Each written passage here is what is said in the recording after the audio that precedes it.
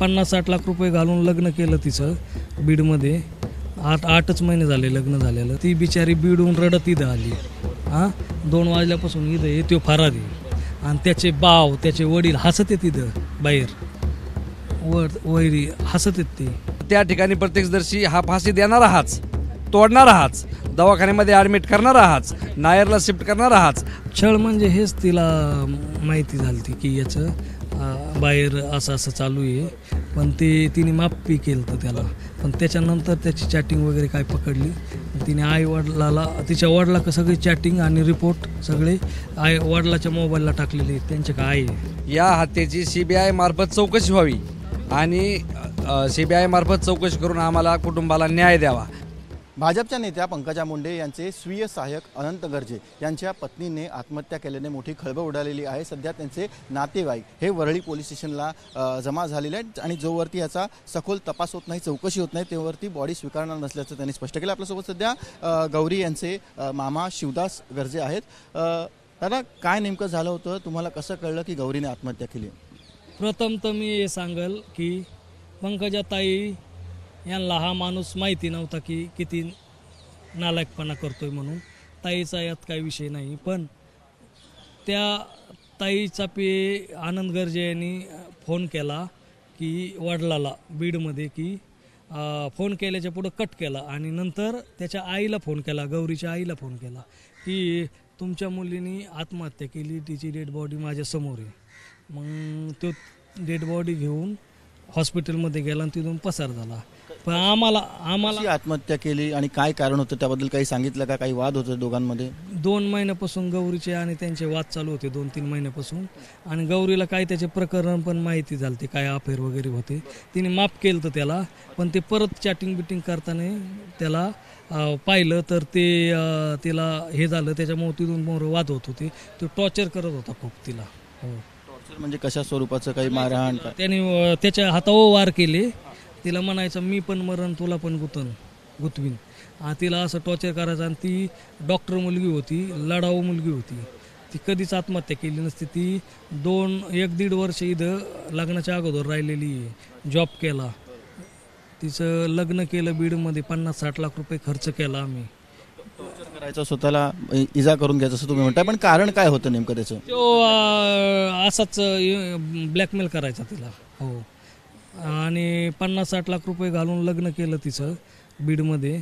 8च महिने झाले लग्न झालेलं. आणि गौरी या गोष्टी आईवडिलाला सांगायची, पण ते काय म्हणायचे नातेवाईकाला कुठं सांगता. पोरगी आपली राहायची, पोरगी नांदायची. पोरगी 1 नंबर होती. तिचं म्हणजे असं जो काही तिचा छळ सुरू होता त्याचं प्रथमदर्शनी कारण काय वाटतं तुम्हाला? छळ म्हणजे हेच तिला माहिती झाली की याचं बाहेर असं असं चालू आहे. पण तिने माफी केलं तर त्याला की जाऊ दे चल. पण त्याच्यानंतर त्याची चॅटिंग वगैरे काय पकडली. तिने आईवडिलाला तिच्या वडिला सगळी चॅटिंग आणि रिपोर्ट सगळे वडिलाच्या मोबाईलला टाकलेले आहेत. त्यांचे काय आहे. आत्महत्या नेमकी कशी केली? तो म्हणतोय फाशी घेतली फ्लॅटमध्ये, गळफास घेतला म्हणतोय.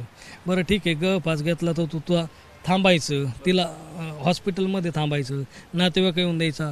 तिच्या आई आली, आईला डायरेक्ट काय सांगतोय की तुमच्या मुलीने आत्महत्या केली. ते बोलू शकत होता की तुमच्या मुलीच्या माझे टोकाचे भांडणं झालेत, तुम्ही या. ती बिचारी बीडहून रडत इथं आली. 2 वाजल्यापासून इथं आहे. तो फरारी आणि त्याचे बाव त्याचे वडील हसत आहेत इथं बाहेर.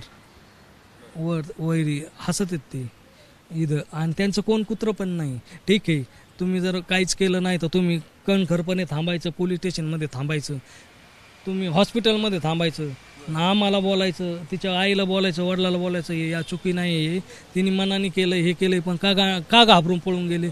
खरं ते खरं. महिन्यापासून तुम्ही म्हणतात काही महिन्यापासून काही प्रॉब्लेम सुरू होते. पंकजा ताईंच्या मदतीने काही मध्यस्थी वगैरे करण्याचा प्रयत्न केलेला कुटुंबाने? ताईला काही माहिती नाही. ताईचा यात का दोष नाही. पंकजा ताईचा काही दोष नाही. ताईला माहिती नाही. ताई याला ढोंगावला देऊन हाकलून देणार. असले नालायक लोक ताई सांभाळीत नाही. पंकजा ताईचं रोखटोक काम आहे. ती असले नालायक लोक सांभाळीत नाही. याला हाकलून देणार आणि याला सजा पण होणार. हो. तुम्ही सगळे पोलीस स्टेशनला आता जमा झालेले आहात. नेमकी तुमची आता मागणी काय? पोलिसांकडून काय अपेक्षा तुमची? या प्रकरणात, या हत्या प्रकरणाची, ज्याला आत्महत्येचं स्वरूप दिलंय, ही हत्या आहे. एक कुटुंबाने मिळून आमच्या गौरीची केलेली हत्या आहे. या हत्येची CBI मार्फत चौकशी व्हावी आणि CBI मार्फत चौकशी करून आम्हाला कुटुंबाला न्याय द्यावा. कारण गौरी ही आत्महत्या करणारी नव्हती, ती संघर्ष करणारी कन्या होती, हे मला माहिती. त्यामुळं आमच्या गौरीने आत्महत्या केलेली नाही. आणि ज्या वेळेस आत्महत्या केली असं म्हणता, तर त्या ठिकाणी प्रत्यक्षदर्शी हा फाशी देणारा हाच, तोडणारा हाच, दवाखान्यामध्ये ॲडमिट करणारा हाच, नायरला शिफ्ट करणारा हाच. आमचे कुटुंब येईपर्यंत कुठलाही दम धरलेला नाही, कुठल्याही प्रकारचं योग्य ती माहिती दिलेली नाही. आणि ह्याचं ॲफेअर आहे साहेब, ह्याचं बाहेर ॲफेअर आहे, ह्याचं विवाहबाह्य संबंध आहेत. या संबंधातून कुटुंबांनी मिळून गौरीवर अन्याय अत्याचार करून तिला इमोशनल ब्लॅकमेल करून कधी मी आत्महत्या करतो तर कधी तिला मारतो, ह्या असे प्रकार घडल्यामुळं हिने आत्महत्या केलेली नाही, तरी हत्या आहे. याची सखोल चौकशी व्हावी. माननीय मुख्यमंत्री देवेंद्रजी चौकशी आणि त्या व्यतिरिक्त काही मागणी आहे तुमची? बिलकुल मागणी. मी राज्याचे गृहमंत्री आणि मुख्यमंत्री देवेंद्रजी फडणवीस साहेबांना विनंती करतो, आमच्या जिल्ह्याचे पालकमंत्री अजितदादा पवार आणि उपमुख्यमंत्री शिंदे साहेब यांना विनंती करतो की या प्रकरणाची सखोल चौकशी CBI मार्फत व्हावी आणि फॉरेन्सिक लॅब मार्फत तिचं इन कॅमेरा पोस्टमॉर्टम व्हावं, ही माझी एक अपेक्षा आहे कुटुंब म्हणून. गौरीचे जे कुटुंबीय आहेत ते सध्या वरळी पोलीस स्टेशनमध्ये आलेले आहेत, त्यांच्या आई देखील आहेत. अद्याप पोस्टमॉर्टम झालेलं नाही आहे. मात्र या सगळ्या प्रकरणाची सखोल चौकशी व्हावी आणि गौरीची आत्महत्या नसून हत्या असल्याचा देखील इथे कुटुंबियांचा आरोप आहे. व्हिडिओ जर्नलिस्ट रोहित कांबळेसह सचिन गाड, ABP माझा, मुंबई.